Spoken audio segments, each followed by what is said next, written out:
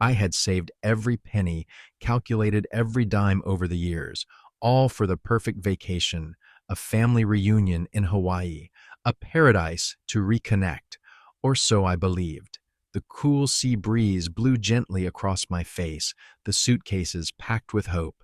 When I turned back to look at my son, offering a bright smile, I saw his lips move, and that sentence cut through my heart like a knife.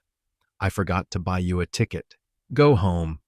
In that moment, all the sacrifices, all the years of raising him, came crashing down. The dream vacation suddenly turned into a brutal nightmare, a betrayal I never saw coming. Peter walked into his old bedroom, where the light from the window streamed through the thin curtains, casting soft beams on the wooden floor. The atmosphere was quiet, gentle, but also heavy, enveloping the space. Each of his breaths seemed to blend into the silence, making the space feel smaller, constricted within the hollow memories. He looked around the room he had lived in for so many years, gazing at the objects that had become all too familiar, and a sense of unfamiliarity crept into his heart. It was the feeling of a man who had lived through many springs, autumns, winters, and summers, but still felt lost in his own home.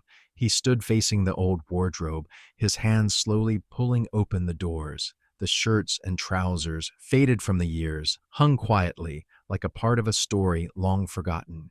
Peter began folding the shirts, and with each fold, memories of trips and happy vacations with his family resurfaced.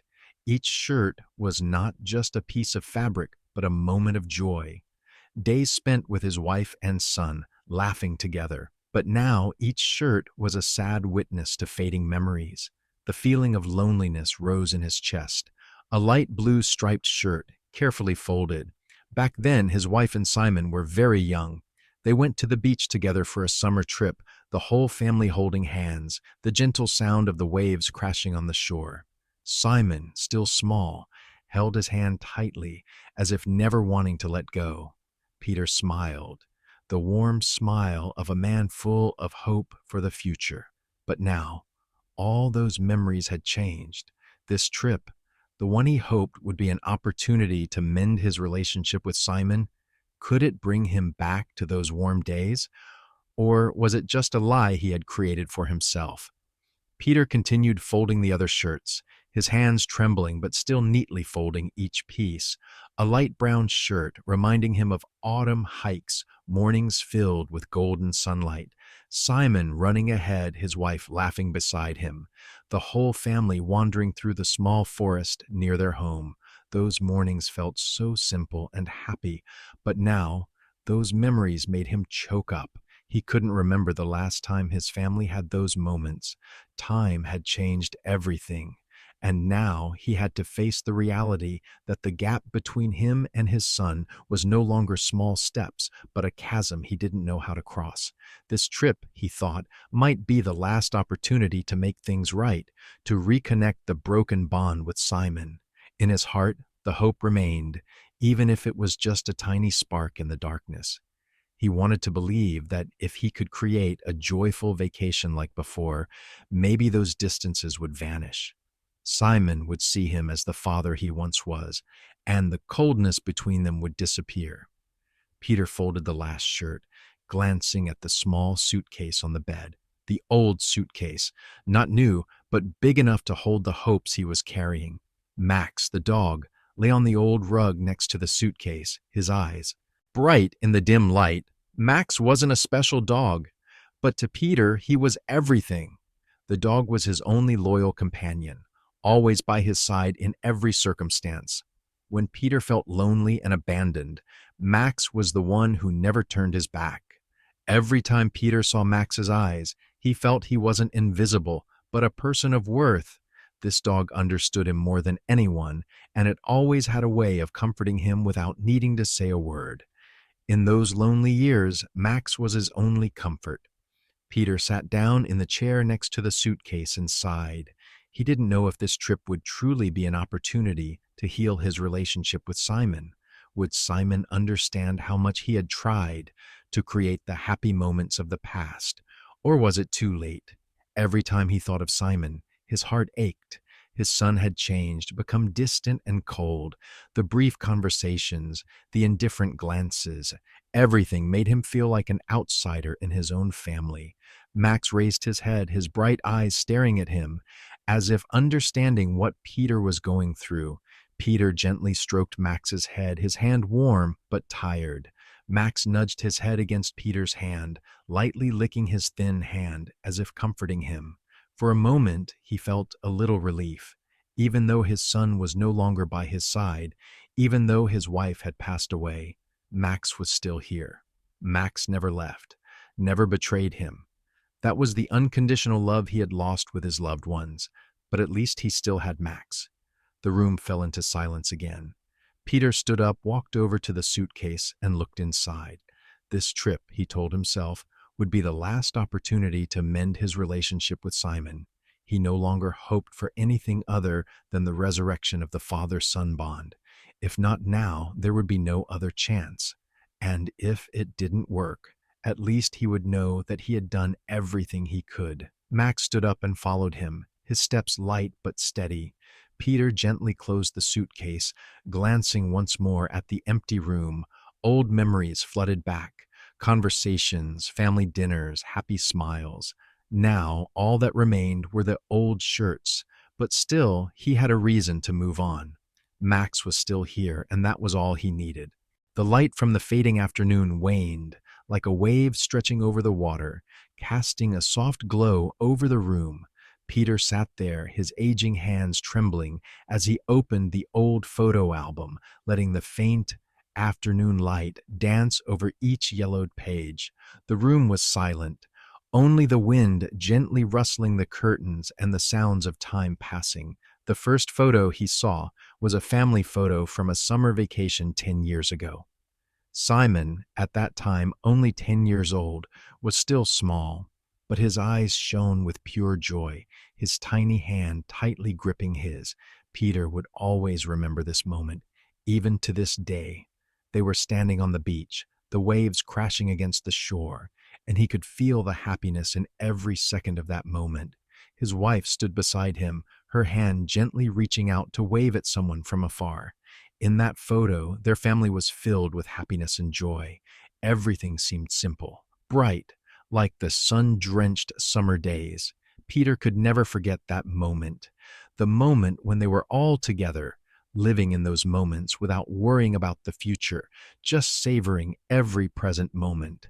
Those memories felt like a gentle, soothing melody, and he, in those seconds, felt truly happy. His wife, with her gentle gaze, was always the one who kept the rhythm for the family, the one who created those warm moments.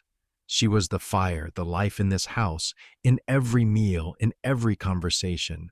And Simon, his son, was the pride, the future they had always dreamed of. During those years, his wife always said Simon would grow into a wonderful man. He remembered that every time he saw Simon smile, his heart would swell with faith in a beautiful future. But now, as he reopened that photo, Peter felt like he was looking into a strange world. The faces in the photo, those joyful moments, seemed so distant.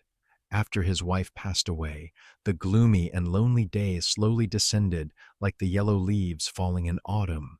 He looked at Simon, observing how his son gradually became distant, no longer with the cheerful conversations, no longer with the innocent smiles like before.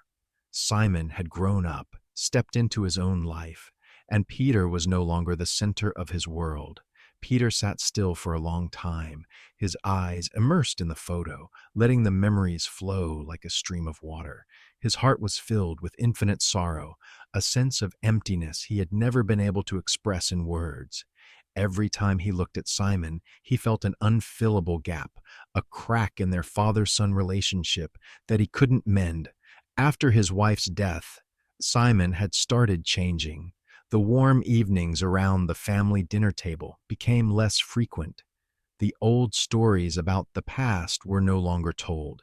He had tried to do what he used to do, tried to invite his son to come together, but Simon always avoided it, busy with his own work and life.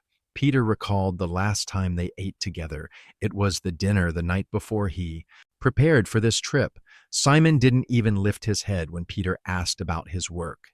His words hung in the air, as if he were speaking to someone who no longer cared.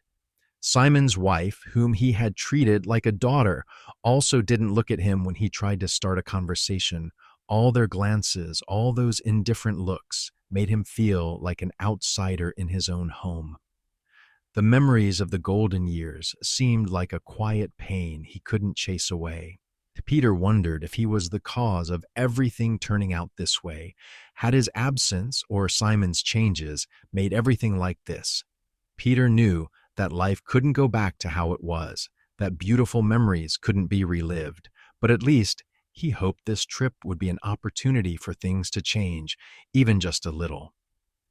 If only this trip, everything will be better, Peter told himself, repeating the words in his mind. It was like a prayer, a tiny spark of hope in the dark. He believed this trip would be the chance for Simon to realize what he had missed, to rekindle a part of the father-son bond they had lost. It might just be an illusion, but in that moment, as he looked at the photo of Simon and his wife, he still hoped that, at least, this trip would make everything right. But there was also a part of him, a deep part of his soul, that felt the fear growing. Would Simon truly want to change? Would his son realize that his love and care couldn't be easily dismissed? Or was this trip just another blow to his fading hopes, another failure in the journey to find family affection? Peter sighed, closed the album, and set the final photo aside. He stood up, walked out of the room, his eyes gazing up at the sky outside the window where the darkness was gradually spreading. The unanswered questions still lingered in his mind, but no matter what, he would still hope, even if that hope was as fragile as the morning mist. Max, the loyal dog, came up to him, following his every step. The dog looked up, his black eyes fixed on him with unconditional loyalty. Peter bent down, stroked Max's head, and in that moment, he felt a sense of comfort, even if it was small. Max would never leave, would never disappoint him. That was the love he couldn't find anywhere else, even in his own son. In the morning at Peter's house, the light from the window shone through the thin curtain, casting faint streaks of light on the old wooden floor. The shadows of trees outside swayed gently in the wind, but the atmosphere inside the house was heavy. Since his wife passed away, everything had changed, and in this kitchen, everything seemed to have come to a halt. The smell of coffee began to spread through the air, pulling Peter out of his wandering thoughts. He stood up, moving slowly as usual, his hands trembling as he opened the cabinet to take the coffee, poured it into the filter, and began his daily ritual of brewing. He no longer hurried as he once did, no longer felt the excitement for cozy morning conversations with his wife. Now, mornings like these were just with him, and sometimes with Max, the only loyal dog left in his life. Peter watched the coffee grounds fall into the filter, hearing every small sound, as if they were cautious steps in a world that had become too quiet. The coffee dripped, drop by drop, and in the stillness of the early morning, he again felt the weight of silence pressing on him. Peter had grown accustomed to loneliness. He had lived through many springs, autumns, winters, and summers, and now the silence no longer frightened him. Yet today, everything felt different, because today Simon and his wife were here. And even though it was just a simple breakfast, he couldn't help but feel the difference in the air. The years had changed so much in the family, and this breakfast was the clearest proof of that change. As Peter poured the coffee into his cup, he heard footsteps behind him. Simon and his wife walked into the kitchen, still in their work clothes, their faces dry, lacking any sign of warmth. Simon casually nodded at Peter, then quickly sat at the table, resuming his work with contracts as if no one else were in the room. Simon's wife, with a slight nod, also sat down and began discussing details with Simon. Peter stood there, watching them, a feeling of alienation rising in his chest. Everything was happening as though he didn't exist, as if he was no longer part of this family. He knew that Simon had grown up now, and perhaps he was no longer as necessary as he once was. But Simon's coldness made him feel forgotten, like an old object in the house, no longer of any use. He tried to join the conversation, starting with a simple question about Simon's work, hoping to find some common ground to reconnect their broken bond. "Do you remember that beach trip from back then?" Peter asked gently, like a soft invitation to recall the beautiful memories of the past. That trip, when Simon was just a child, was one of the happiest moments Peter could remember. Those memories, even though painful because of the present loss, were treasures he still kept in his heart. But his question was like a breeze, barely touching Simon's heart. Simon glanced at him once, his look distant and cold, then continued his work. Simon's wife, unwilling to be drawn into the conversation, also avoided Peter's gaze. She lowered her head, her fingers gently brushing over the contract papers, as if they were the only thing that mattered now. No one in the room spoke another word. The air in the kitchen grew silent, heavy, and Peter again felt like an outsider in his own home. Simon's coldness, his wife's avoidance, these things built an invisible wall between him and his loved ones. For the first time in his life, Peter felt like he was no longer important to his family. He no longer received the affectionate looks from Simon, no longer shared old stories or simple joys. Everything had changed, and there was nothing he could do to reverse it. With a glance, Peter realized that in Simon's eyes, he was just a stranger, someone who no longer had a place in his son's life. All the years gone by, all the efforts he had made to build a happy family seemed to have become meaningless. He felt left behind, forgotten in a world where his son had moved on. Everything before the warm moments was now just a memory, and that memory no longer held any value. Max, his old dog, walked into the kitchen, head held high, eyes bright. He walked calmly around Peter's legs, as if wanting to comfort him, but Peter couldn't find solace in the dog's gaze. Max was just a dog, and what he needed right now wasn't the loyalty of an animal, but the love and care from his own son. The kitchen remained silent, no one speaking another word. Peter stood still, gazing through the window into the garden where the first rays of sunlight still weren't strong enough to light up the whole yard. He didn't know what to do next. Every time he tried to get closer, he felt an invisible wall growing taller between him and his son. But he couldn't give up. He couldn't accept that he had become a stranger in his own home. Even if Simon no longer needed him, he still hoped he could make things right, to once again feel the love and care from his son. "I guess I'll go somewhere today," Peter whispered to himself, his voice soft but determined. No matter what, he would keep going. He couldn't let the coldness defeat him. If his son no longer needed him, he would find a way to live on, to find a purpose, a reason to exist. The old kitchen remained the same, its faded walls, the wooden dining table now marked with scratches and cracks, having witnessed countless family meals, so many joyful dinners from the past. But today it felt like a temporary place, lacking the warmth of loved ones, no longer filled with the laughter and chatter of family. Only the heavy silence hung in the air between the three of them, each of them living in their own world. Peter stood by the table, pouring coffee into his cup, then looked up at Simon and his wife. They sat across from each other, hardly speaking, their eyes seemingly not meeting. The conversation was only about work, the company papers, contracts, and agreements, things Peter rarely understood. He used to be the head of the family, the one who made all the decisions, but now nothing was in his hands anymore. Every time Simon opened his mouth, Peter only heard words related to work, projects, future plans. The old stories, the ones he used to share with his son about their family trips, seemed to have lost their value. Simon had grown up, built his own life, and no matter how hard Peter tried, he couldn't find a way into his son's world. Peter looked at his plate of food, his hands trembling slightly as he lifted the spoon. He felt alienated in his own home. This was the house he had built with his wife, the place that had witnessed so many family meals, so many joyful conversations. But now, the atmosphere had changed. The absence of his wife not only left a physical void, but also a gap in the relationships, in the emotional connections he once had with his son. Every passing day, he felt himself being pushed farther away, like a guest in his own home. Max, his loyal old dog, lay quietly under the dining table, his dark eyes staring at Peter as if understanding his sorrow.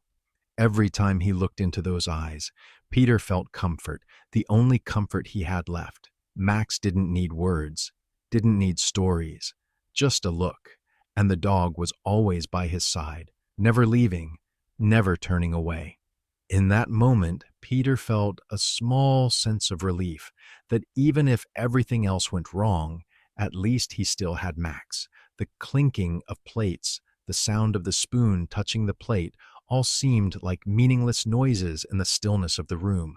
Simon and his wife continued talking about work, about contracts, but they seemed not to notice Peter's presence.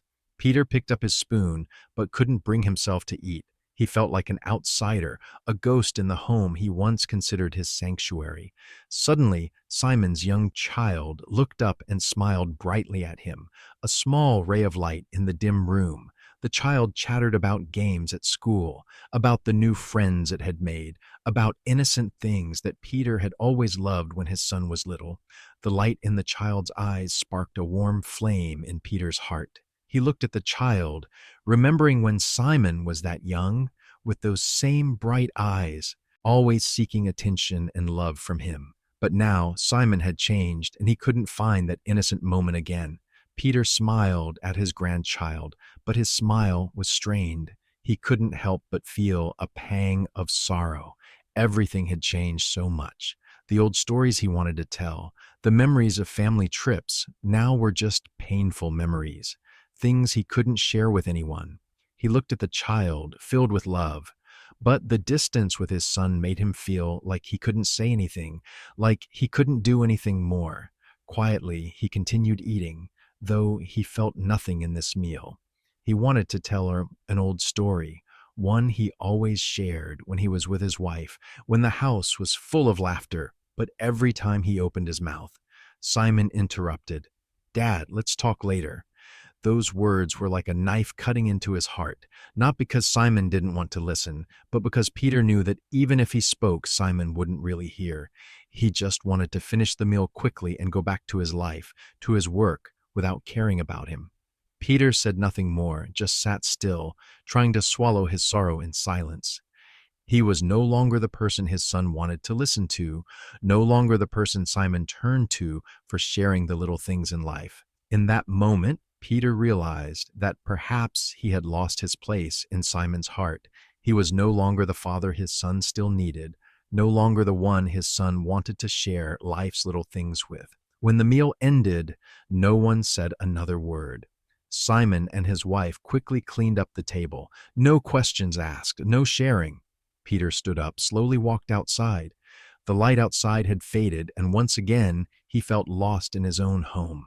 Max, the loyal dog, followed him, as if understanding the loneliness Peter was enduring. The two of them walked out to the garden.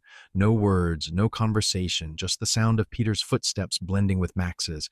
Peter stopped in front of the garden, looking at the trees that had shed their leaves, feeling the coldness of winter approaching. He sighed, but not from exhaustion. It was because the loneliness had seeped into his mind, like an inseparable part of his life. No matter how much he wished, he couldn't go back to the past. He couldn't change anything. But at least Max was still here, always by his side, never leaving. Late at night, when everything in the house was immersed in silence, only the ticking of the clock and the soft wind blowing through the window slit could be heard. Peter still couldn't sleep. He sat alone in the living room, as he did every night. The old armchair was still where he sought comfort after long hours during the day. The dim light from the table lamp was just enough to illuminate a few corners of the room, creating a space of stillness, full of loneliness. The conversations, the exchanges from the day echoed in his mind, endlessly replaying like faded images. He no longer slept as he once did. The loss, the coldness from his son seemed to have consumed the space in his heart, making everything around him appear dull. every time he remembered the moments when the family used to gather together, he felt an emptiness, an overwhelming sense of loss. His relationship with Simon was no longer what it used to be, and he didn't know what to do to change it. But tonight, as everything sank into silence, Peter found himself unable to stop. Something inside him urged him to do something, to hear once again, even though he knew it would only make everything worse. Quietly, he stepped out of the living room, his hands gently rubbing his cheek, feeling the skin that had become wrinkled with age. Each step he took in the dark hallway of the house echoed softly in the space like a small sound, but to him it felt like a resounding noise in his mind. Every step was like a stretch of time, a slowness in the journey to find the answers he couldn't find.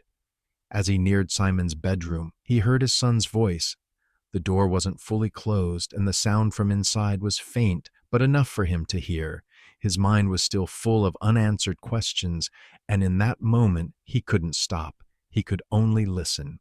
Simon was talking to his wife, and Peter couldn't help but sense the coldness in his son's voice. He stood silently by the door, not daring to breathe, just listening to every word Simon spoke. "This trip is to sign a contract. Bringing Dad along will just be a hassle," Simon said, his voice full of exhaustion, with no warmth at all. Peter felt like a knife had stabbed his heart, shattering all the hopes he had tried to nurture. These words were not just words, they were a cold confirmation of his place in Simon's life. A place no longer as a family member, but just a burden. Each word in that sentence was another crack in the relationship between father and son. Peter couldn't understand why it was like this, why Simon, the child he had raised and loved for so many years, could say such things so indifferently. Simon's wife, whom Peter had once considered a daughter, also joined in the conversation. Her response made him feel like he was invisible, erased from his own home. "Just say that Dad's not used to traveling far, they'll understand," Simon's wife said softly, as though not wanting to make a scene, but also not hesitating to make Peter feel even more distant. Her words were like a slap in the face, but also a confirmation that he was no longer family. He was no longer someone who needed to be cared for, someone who mattered. Those words were like a glove thrown at his face, a cold statement about his position in his son's eyes. He used to be the father Simon cherished, the one whose opinion Simon sought for every decision in life. But now he was just a burden, an old man of no value, with no place in his son's world. Peter stood there quietly, his eyes blurring, tears unable to stop falling.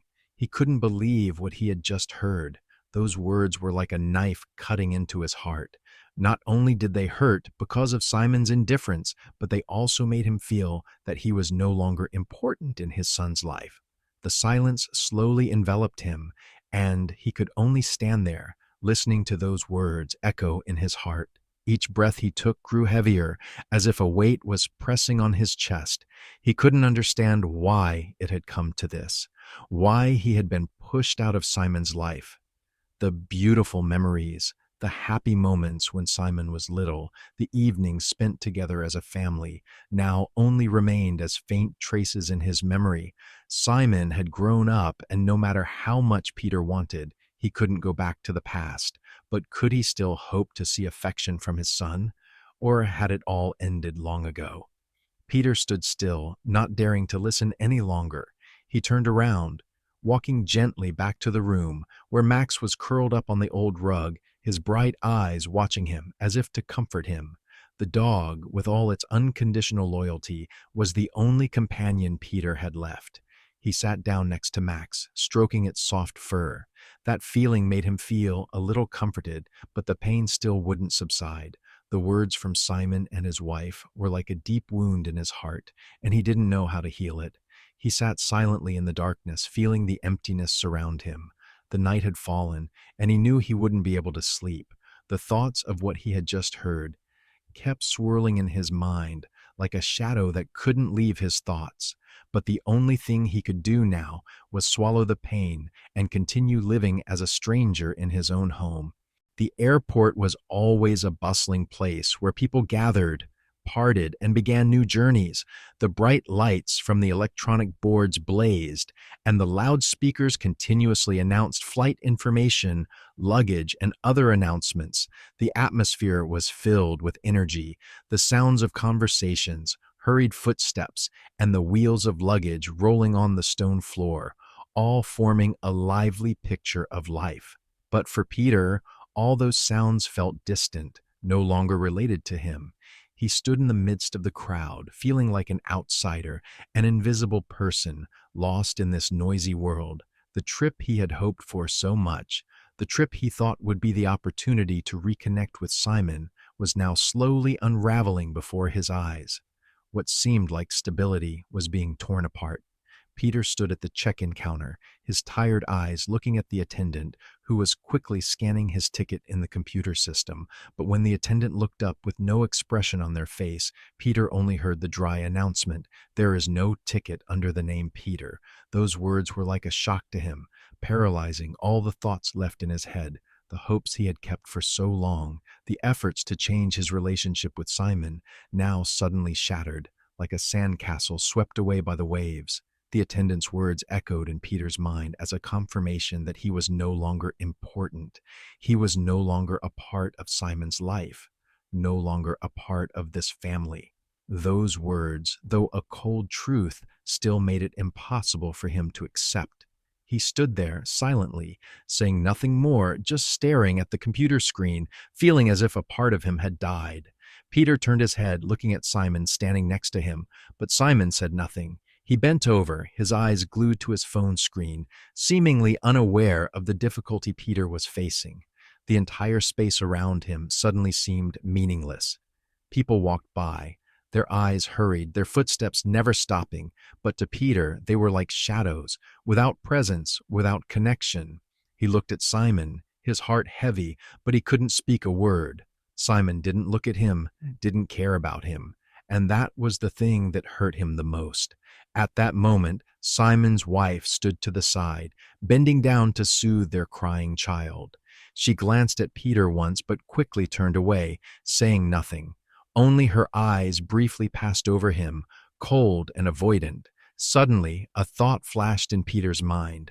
Had even Simon's wife distanced herself from him, no longer wanting to acknowledge him as a member of the family? No, that couldn't be true, but that glance, that indifferent, fleeting look, made him feel like an outsider, like a useless object in the house where he had once been the center. Simon's wife gently rubbed the child's head, her voice as if wanting to calm the tension that surrounded them, wanting to move past the situation quickly. She turned to Simon and softly said, "Hurry, we'll be late." It wasn't just a simple remark. It was as if it implied everything was over, all the inconvenience had ended, and now only the continuation of life remained. Don't let these troubles affect the trip. Peter immediately realized that. It wasn't about worrying for him. It was about getting everything back to normal, without interruption. In that moment, he felt so small, so insignificant in their eyes. A part of him wanted to speak, wanted to question, but he remained silent. He knew, no matter what he said, they wouldn't care. The atmosphere around him grew louder, the announcements continued, the crowds rushed by, and the hurried footsteps passed. Everything unfolded like an impersonal film, without a stop. People seemed to be living in their own world, with trips, reunions, and great expectations. But for Peter, it was all loneliness. He stood in the middle of the crowd, amidst the hustle and bustle of the airport, but he couldn't find himself in it. He felt forgotten, like a discarded person in his own life. The loudspeaker announced again, but Peter no longer heard it. The words, the sounds of life happening, no longer affected him. Only one feeling remained in his heart: emptiness. He looked at Simon, looked at his wife, but said nothing. Simon continued to look down, focused on his phone, not even noticing him. The people around continued to pass by, the flights went on, but Peter felt like he was standing outside this world, left behind in silence.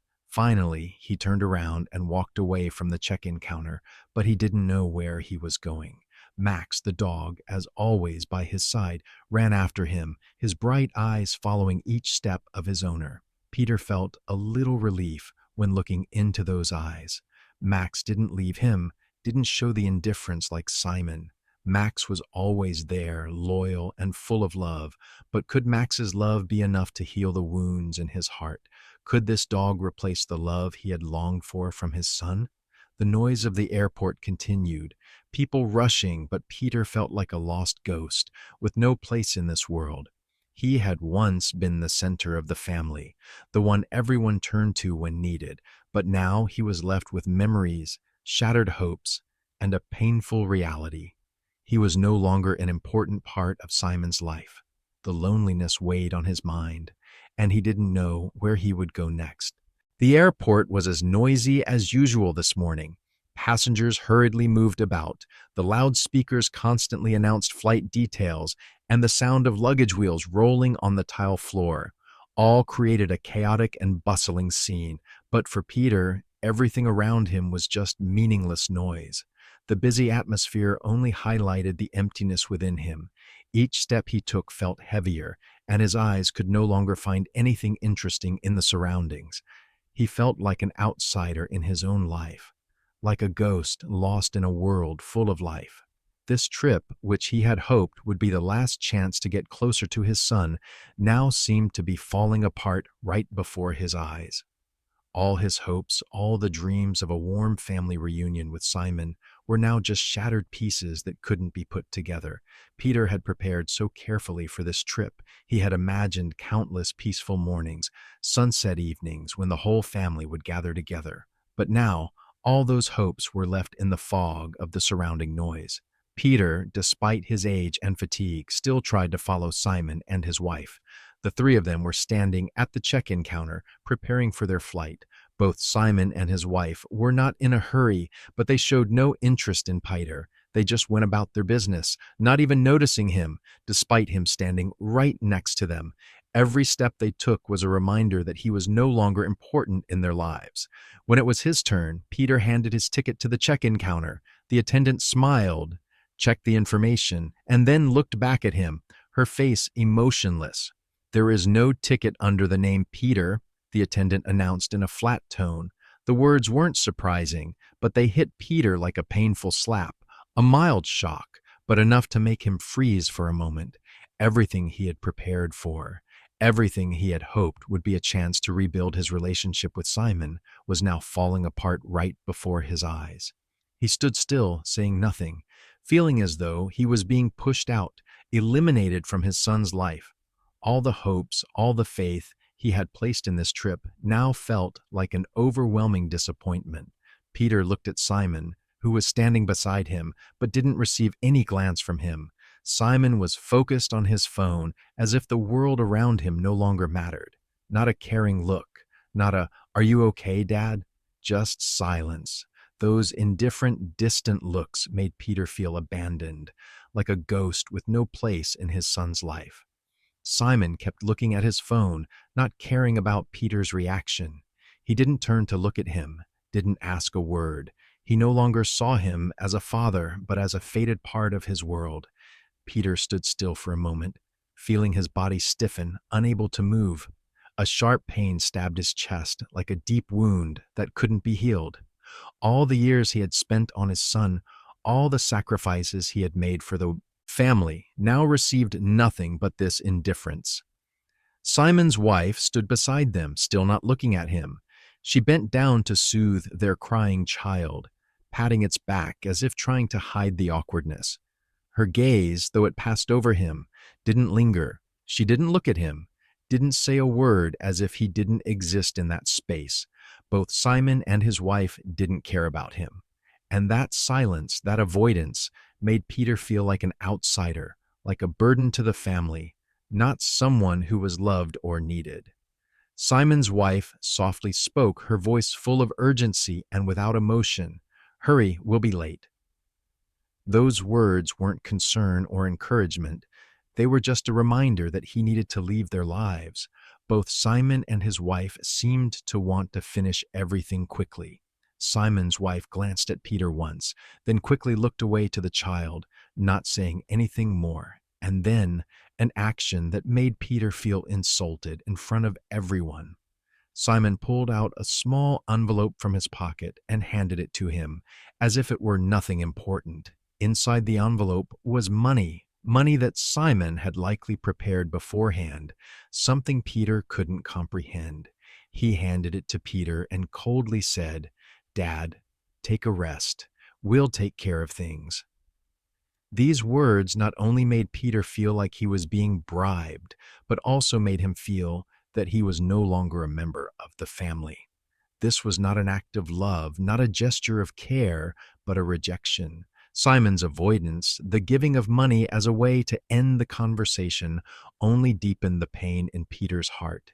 He was no longer Simon's father in his eyes. He was no longer someone who could share joys or sorrows, just someone to be taken care of, like an emotionless object.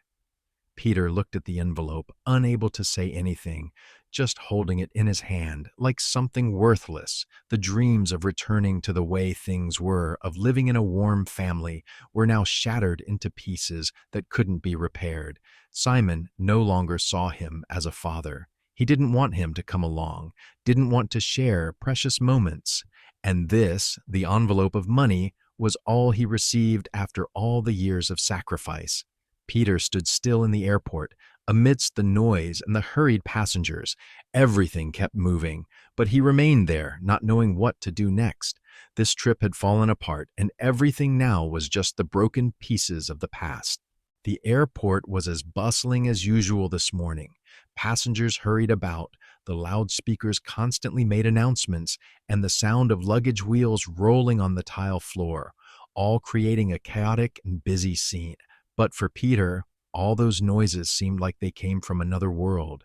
Each person in the crowd seemed to have their own purpose, their own journey, rushing against time to reach their destination, while he stood there, lost and alone, like someone who no longer had a place in his son's world.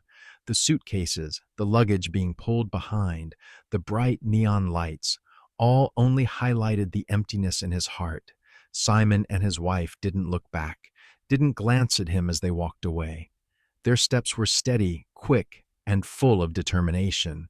Neither of them said goodbye, waved, or even glanced back. All Peter could feel was the distance, the coldness, and the silence. They passed like ghosts, not noticing him, not acknowledging the existence of the man they called father. In that moment, Peter felt like an invisible object, pushed out of his family's life. Peter's eyes followed them, and then, as if confirming everything he had felt, Max suddenly broke free from his leash and rushed towards Simon, barking loudly in the noisy airport. The barks echoed, sharp like a call, a warning like a cry for help from deep within Peter's heart. Max, the loyal dog, couldn't understand what was happening, but he knew his owner needed comfort, needed a support, needed a friend by his side. Max rushed towards Simon's family, his barks full of worry and urgency, as if he sensed the change in the air, sensed the pain in Peter's heart. But as Simon and his wife continued walking, Max suddenly stopped. The dog's barks grew hesitant, as if he was looking at something incomprehensible, a disappointment that he couldn't change. Max turned around, his eyes full of unspoken loyalty, and ran back to Peter, standing beside him, not leaving.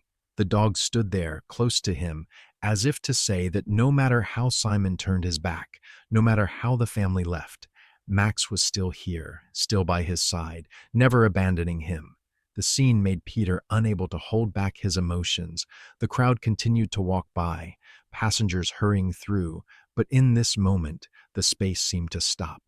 Peter looked at Max, into the loyal eyes of the dog, and a small, gentle feeling, but full of strength, rose within him. Max, though he couldn't speak, was everything Peter needed in this moment.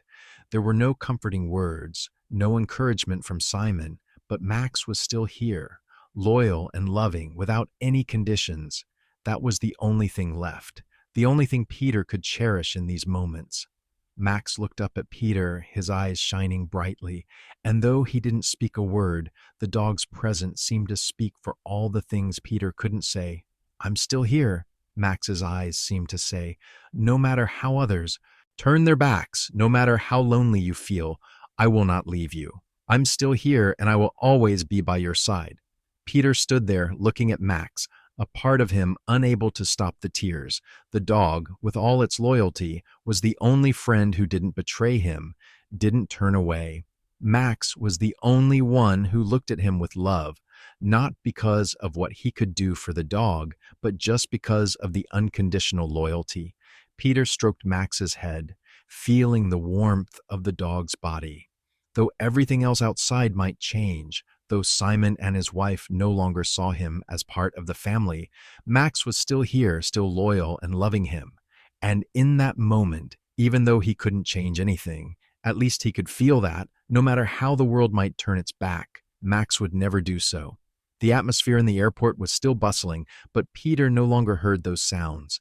The footsteps still passed, the voices still rang out. But in this moment, he only had Max, and the dog's presence was enough to soothe the loneliness rising in his heart.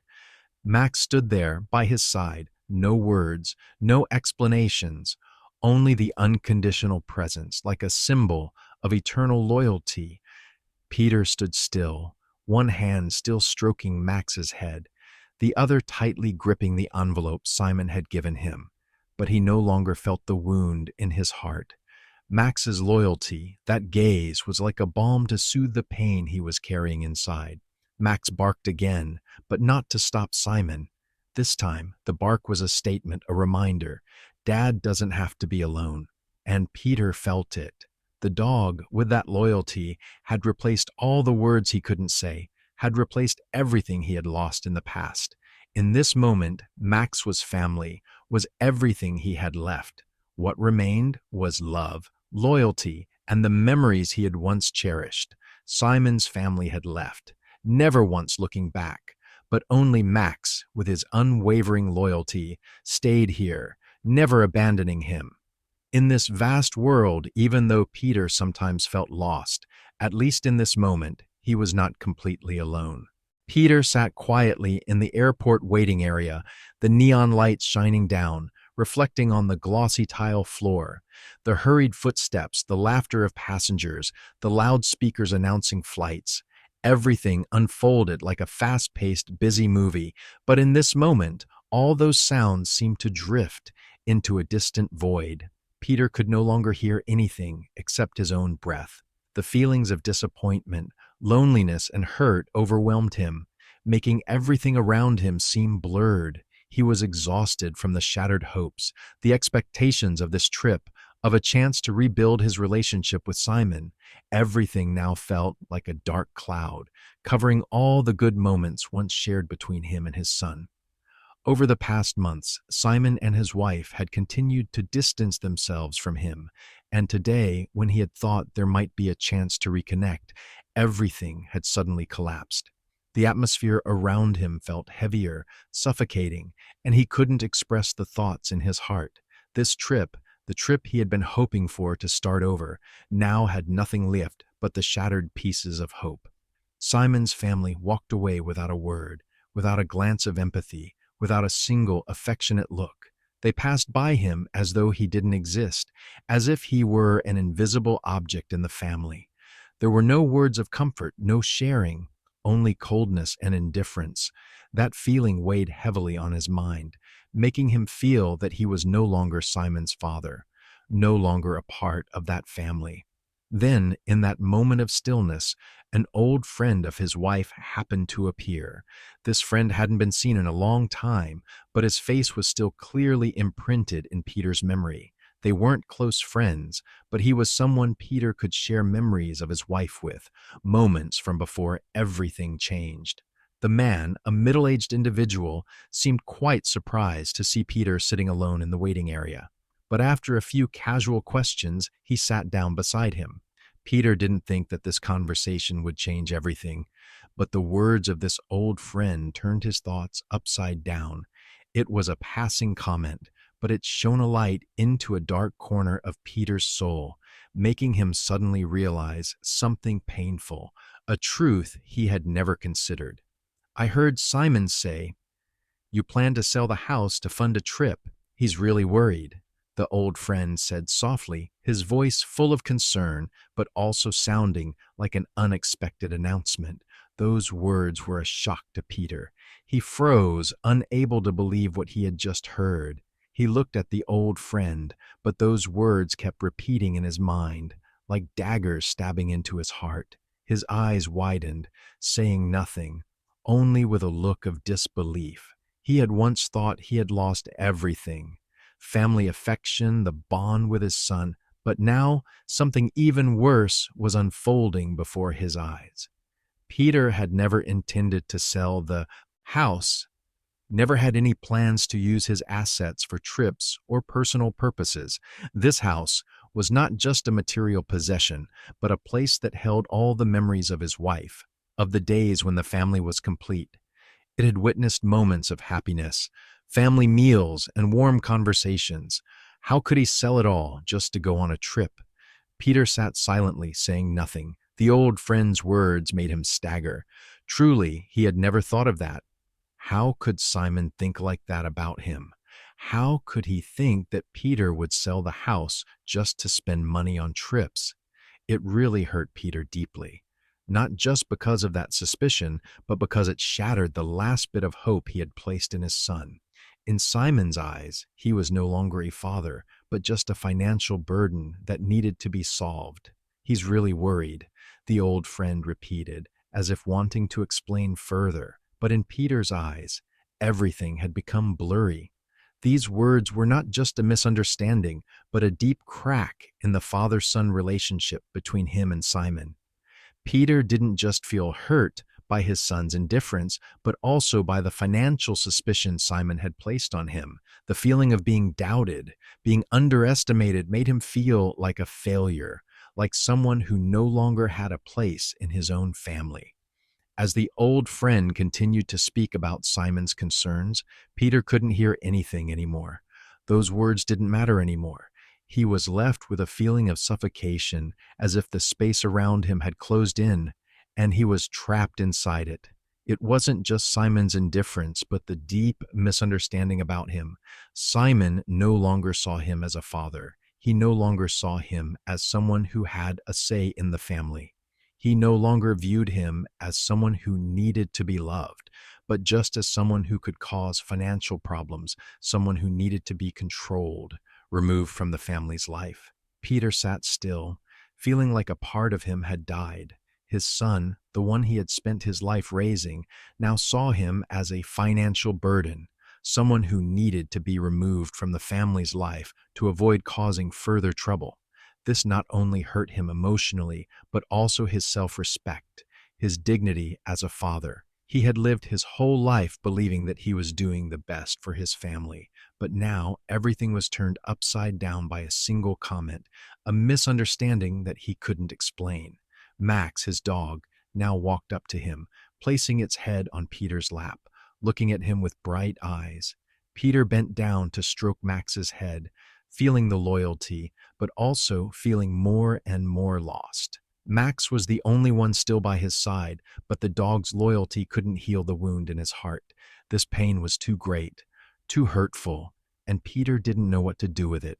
Could he ever regain his trust in his son? Would Simon ever understand the sacrifice, the love Peter had given him? Now, after everything that had happened, Peter was left with only memories, shattered hopes, and a truth he never thought he would face. Simon, his son, no longer saw him as a father, but just as a financial burden that he didn't want to deal with. Peter stood at the front door of the house, his aged eyes looking into the familiar space around him. The house was the same. Nothing had changed except for the scratches on the walls, the old dining table, and the objects that no longer provided the comfort they once did. He couldn't remember the last time he felt like the house was a safe place, a place that gave him a sense of belonging. Everything now felt like a series of faded memories with no warmth from the family. The walls of the house, which once protected and sheltered him and his wife, now only contained emptiness and coldness that could not be filled. He placed the suitcase on the floor, staring at it absent-mindedly. The suitcase, which he had packed for a trip he thought would be an opportunity to rebuild his relationship with Simon, now felt meaningless. It was still brand new, never opened, never containing anything but disappointment. Peter sighed, once again feeling engulfed by his own uselessness. The entire trip, everything he had hoped for, was now reduced to a pile of tangled memories that couldn't be pieced together. Simon didn't want him to go. The family had turned their backs on him, and now he was left alone, with dreams that could never come true. Peter looked around the house, at the items in the living room, each chair, each table, and the old cabinet, all bearing the marks of time. Everything was still there, but no longer bringing joy. Now they reminded him of disappointments, of the growing distance from his family. His feeling at that moment was no different than that of a shadow in this house, a ghost with no meaning, no value.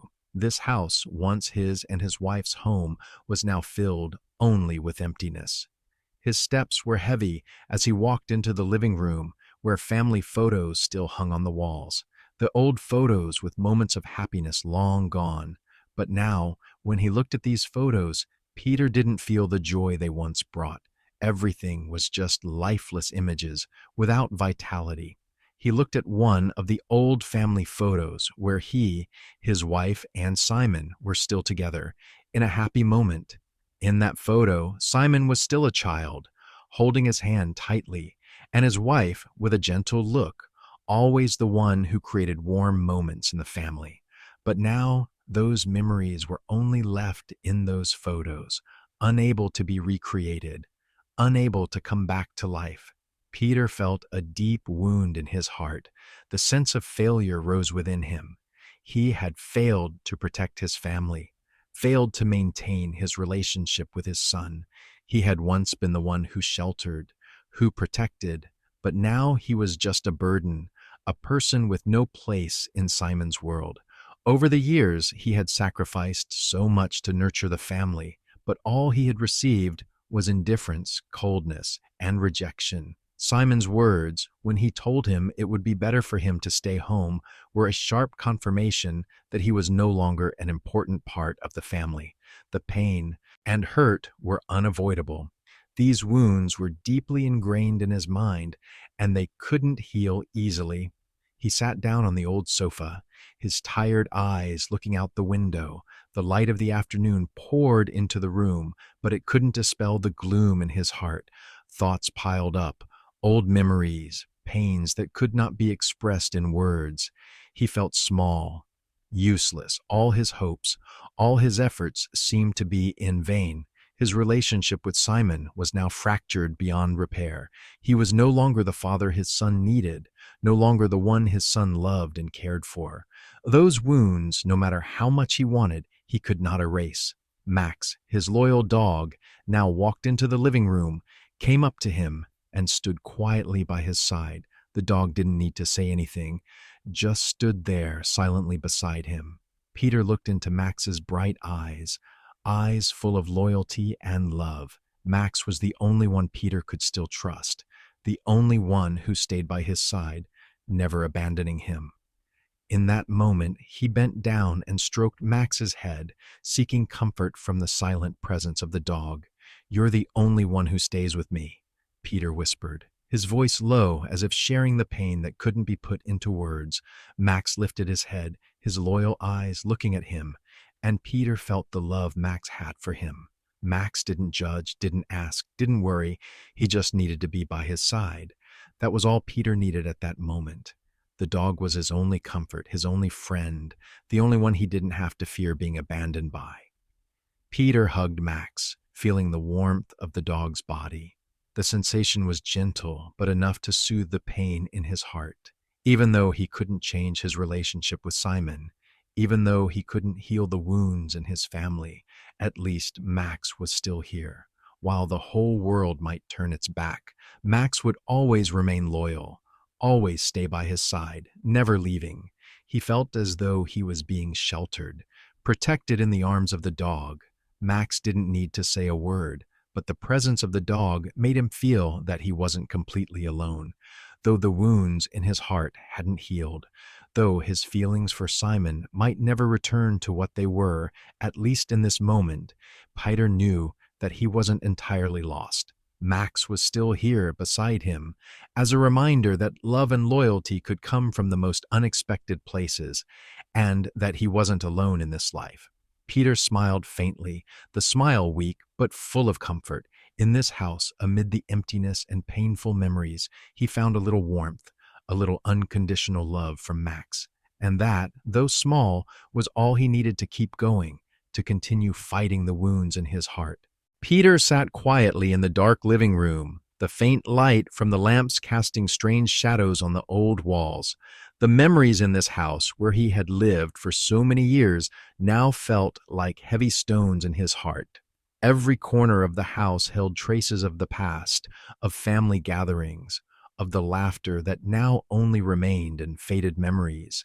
He had once thought that the father-son bond with Simon could be mended, but now it was just a wound deeply embedded in his heart. This room, with its old photos on the walls, the worn-out sofa, the dining table where the family once gathered, now had only silence, no voices, no exchanges, no warmth of a family living together. Peter felt as if he were sitting in a cold grave where everything had died long ago, and only the grim memories, the fragments of the past remained, things he couldn't piece together. In this moment, the only presence beside Peter was Max, his loyal dog. Max, unlike Simon, unlike his wife, didn't turn away, didn't leave. Max was still here, with his head resting at Peter's feet, needing no words, just his presence to soothe the pain Peter was enduring.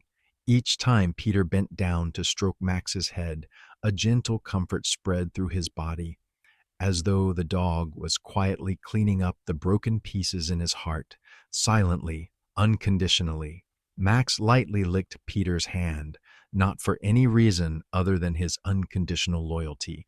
A dog couldn't understand all the pain and inner turmoil of a person, but he understood that when his owner was sad, he needed to be by his side. Max didn't need to say anything, no comforting words, no explanations. Just the presence of the dog was enough, and it had a miraculous healing power.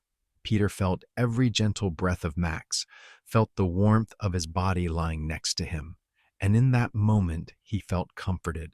Just a little, but enough to ease the sorrow in his heart. Peter no longer felt the pain so sharply.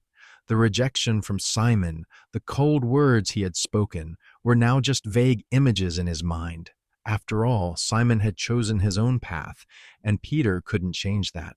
But what Peter had never expected was the love and unconditional loyalty that Max had for him. A dog didn't care about what had happened in the past, didn't care about the mistakes or failures of its owner. Max only needed to know that Peter was the one he loved and wanted to stay with, no matter what else changed around them. Max nudged his head into Peter's hand again, licking away the unseen tears. These tears weren't from disappointment in Simon, but from the deep loneliness Peter couldn't share with anyone. Peter knew that he couldn't change what had happened, couldn't make Simon return, couldn't mend the relationship, but at least he wasn't completely alone. Max was still here, still loyal, still loving him. This, though a small comfort, was incredibly powerful. The silence filled the room, but to Peter it no longer weighed him down. The dog beside him, Max's loyalty, had eased the pain in his heart.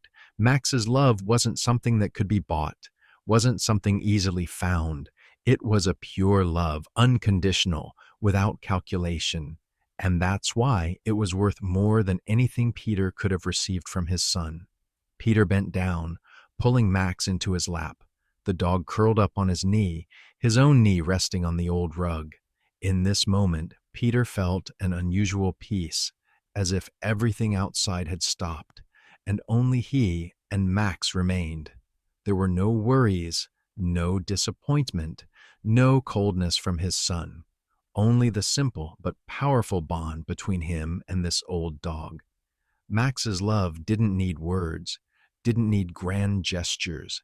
It was simply a presence, an absolute trust in his owner. Peter reflected on it. His tears weren't because of Simon's rejection. He cried because he felt he no longer had a place in the family, because he felt he was no longer the father Simon needed. But now with Max here, he felt loved, not because of what he did, but just because he was himself. That was something he couldn't find in anyone else. Max didn't need him to do anything, just to be himself, and that made Max's love invaluable, becoming the healing balm for the wounds Peter carried. The comfort from Max made Peter realize something important. Sometimes love doesn't come from blood, doesn't come from family ties, but from unconditional loyalty. Max didn't know the struggles in his heart, didn't know the pain, but his presence made Peter feel he wasn't entirely alone. Max's love was simple, without calculation, without asking for anything, just wanting to be by his side, to love and protect him. And that's exactly what Peter needed at this moment. Max's gentle breaths were like a painkiller, an unconditional comfort that Peter couldn't find from anyone else. Peter squeezed the dog tightly into his lap, feeling the warmth from his small body. In this moment, he no longer felt like an outsider, no longer felt abandoned. Max was the living proof of unconditional love, of endless loyalty, and for Peter, that was the most precious thing in the world. Max, with all his love and loyalty, had become the only true friend Peter could trust. Even if the family had drifted away, even if Simon turned his back, Max was still there, like an irreplaceable friend. Peter smiled faintly, a smile of comfort, of acceptance that, no matter how the world might change, at least he still had Max, and in this moment, that was all he needed. Peter stood outside the lawyer's office, filled with hesitation. The glass door of the building reflected his image, a man who once had a happy family, now standing alone under the cold light of the city. All the hopes he had, the dreams of a reunited family, were now shattered, not only in his relationship with Simon, but also within himself as he faced this decision to protect his own rights, a decision he couldn't back away from. Even though his heart was filled with doubt and pain, he had once been the great father in his son's eyes, the one Simon trusted and loved. But now, as he faced the coldness from his son, the harsh rejections, he couldn't help but ask, had everything changed too much? Was he still a part of Simon's life?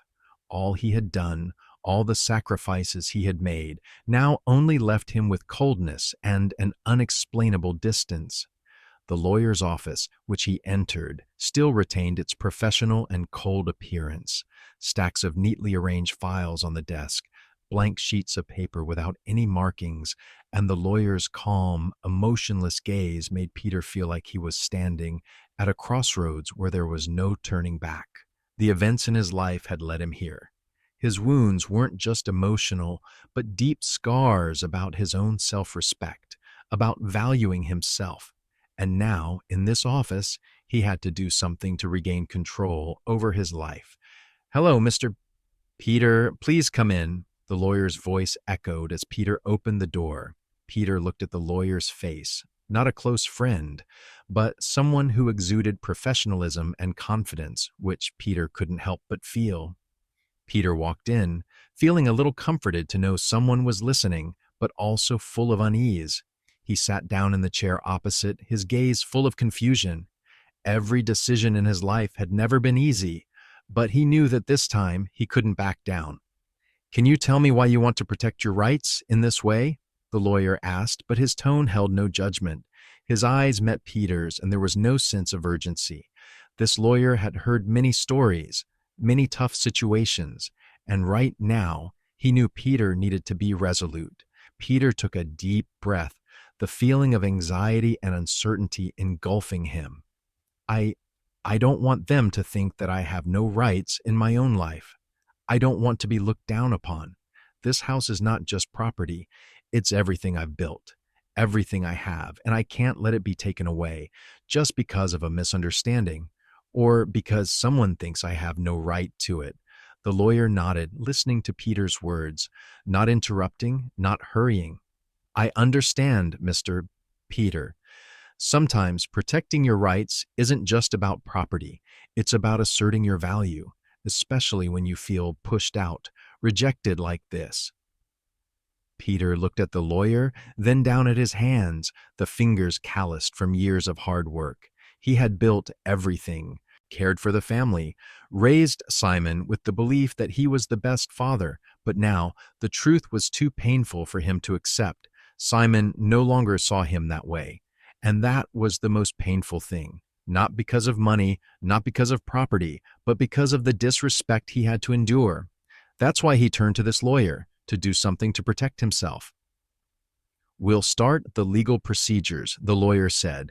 "First, we'll work with the documents related to the house, your ownership rights, and take steps to protect your interests in case of any disputes." Peter listened to the lawyer's words, feeling professionalism, but also understanding that this was a decision that couldn't be undone. How many times had he blamed himself? How many times had he felt he hadn't done enough? But now he knew that if he didn't protect himself, no one would do it for him. This house, the only thing left in his life that he could call his, was all he had. Throughout the meeting, Peter felt a gradual change within himself. It wasn't a change in attitude, but an awakening. He realized that protecting his rights wasn't about revenge. It wasn't about hurting others. It was a way to assert that he deserved respect. Sometimes in life, people may be forgotten, rejected, but when you realize you can't let injustice control your life, you have to stand up and do what's right for yourself. When the meeting ended, Peter stood up feeling the initial anxiety slowly replaced by relief.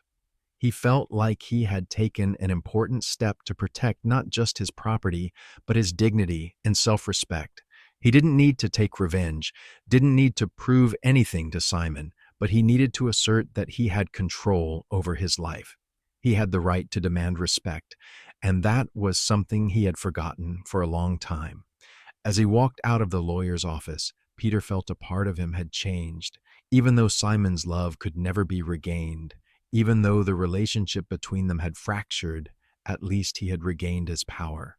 He was no longer the rejected father, no longer someone seen as worthless. He had realized that sometimes protecting yourself was the only thing you can do to assert your worth. Peter sat quietly in the familiar living room, the soft glow of the afternoon light streaming through the window, casting pale golden rays that bathed the surroundings.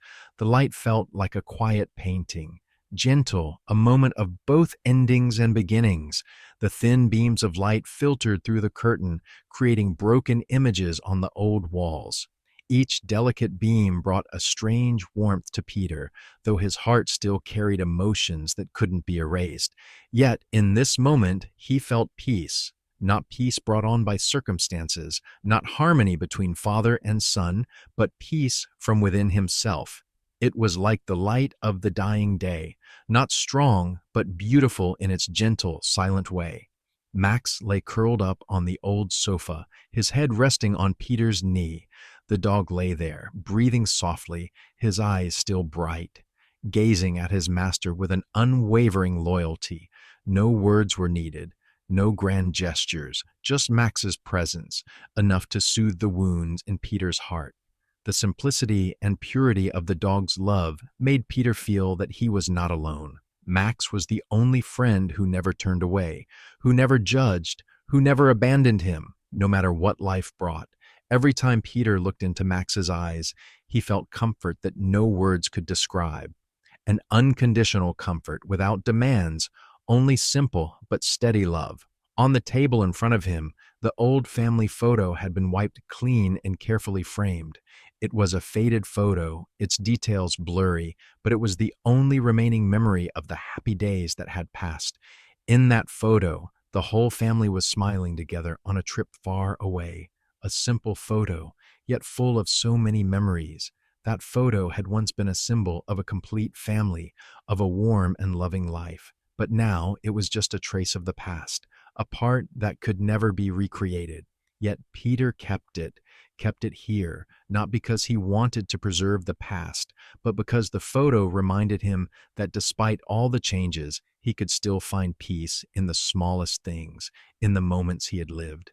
Peter sat there, looking at the photo and feeling the tranquility surrounding him. The old memories flooded his mind, but they no longer caused him pain. He had made peace with his past, even though it was filled with disappointment and sorrow. There were times when he thought he would never get over the sadness, never be able to heal the wounds in his heart.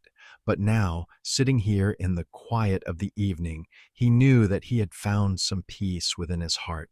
He no longer felt lonely, no longer felt abandoned. Even though Simon was no longer by his side, even though family was no longer something he could hold on to, Max was still here, and the love of the dog was still a part of his life. That was the only thing he could hold on to, the only thing he could never lose. A gentle smile appeared on Peter's face, not a smile of complete happiness, but the smile of someone who had found acceptance. It wasn't a smile of joy, but a smile of understanding, of peace from within. He no longer wanted to try to change everything, no longer wanted to seek the perfection or harmony that he had lost. He had learned that sometimes acceptance and letting go were the paths to true peace, and that smile, though small, was a symbol of freedom, the freedom he had regained for himself. Peter continued to sit there, not in a hurry, not seeking anything. Max still lay with his head on Peter's lap, breathing steadily, an absolute peace.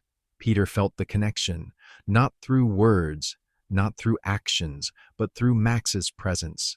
Everything in the room grew dimmer, the light of the evening making everything softer, more gentle. Peter no longer felt the distance, no longer felt the loneliness encroaching on him. What he had lost, what he had waited for, no longer mattered.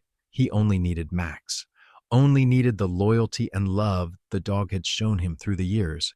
"They say a dog is a human's best friend," Peter whispered, his gaze fixed on Max, while the dog remained still, his eyes looking at him with absolute comfort. "To me, Max is proof that, even if I'm abandoned, I will never be alone." These words weren't just an offhand remark. They were the truth Peter had experienced for so many years. Max was the only friend he could trust, the only friend who never turned away, who never let him down. While his son wasn't there, while his family had turned away, Max was still here, always loyal, always loving. And that was what made Peter feel that he was no longer completely lost in this world. The light from the evening gradually faded, and the surrounding space began to darken, but inside Peter's heart, the peace remained. He didn't need to change anything anymore, didn't need to search for perfection in family, in his relationship with Simon. He only needed to live, only needed to know that he was still valuable, still had a loyal friend by his side, and that was all he needed. In the twilight, with Max by his side, Peter had found peace from within, a peace he could not find anywhere else but within himself. Peter sat quietly in the familiar living room, the phone in his hand growing heavy in his palm. His face no longer showed the marks of fatigue or disappointment as before, but instead a strange calmness, a determination he had never had before. All the chaotic emotions, all the thoughts about family, about Simon, were now cleared from his mind, leaving only one decision. He would no longer live in the shadow of indifference and coldness. He would not wait anymore, and now was the time for him to speak clearly, not for revenge, but for his own self-respect. Everything had changed, and Peter knew he couldn't go back to the past. He had lived too long with the vague hope that Simon would realize his worth, that he would come back and seek connection once again. But now, misunderstandings, distance, and cold words had shattered those hopes.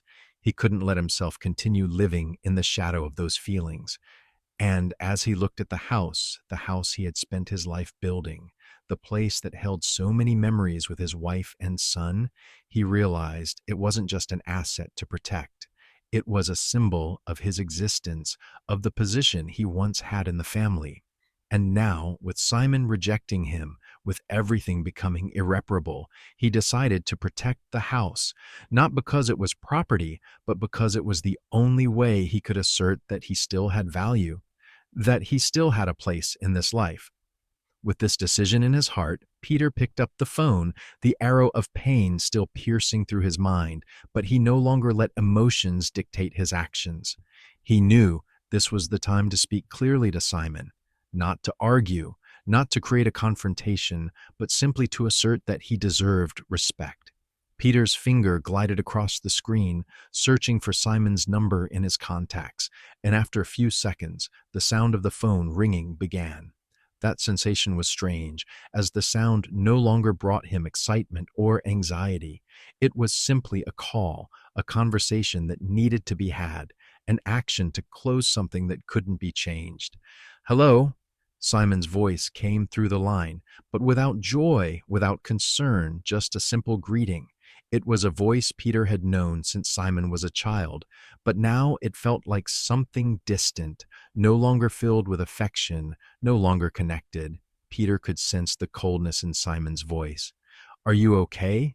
Peter asked, a question not because he truly hoped for an answer, but simply to start the conversation, so the air wouldn't be too tense. But that question only added to the distance between them, and Peter knew he couldn't keep pretending that everything was fine. Simon was silent for a moment before replying, his voice seeming indifferent. "Yeah, I'm fine." Peter took a deep breath, feeling the weight in each word. It was time.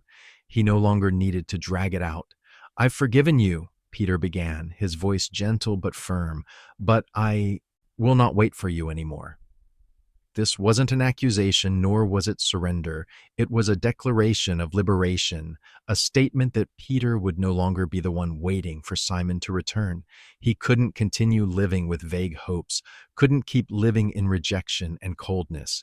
He had waited too long, but now he understood that love couldn't be something you wait for endlessly. Sometimes forgiveness isn't something simple. It's a way to free yourself from painful relationships. "This house I keep," Peter continued, not letting the tension die down, "not to go against you, but to remind myself that I still have a place." Peter's words rang out like a bell signaling the end, but also the beginning of a new life, a life where he wouldn't have to depend on others to feel his worth. The house, not just a place with memories, was the only thing left in his life that he could call his, a part of his life he had the right to protect. Simon was silent on the other end of the line. No protest, no angry words, nothing. That silence made Peter realize something very important.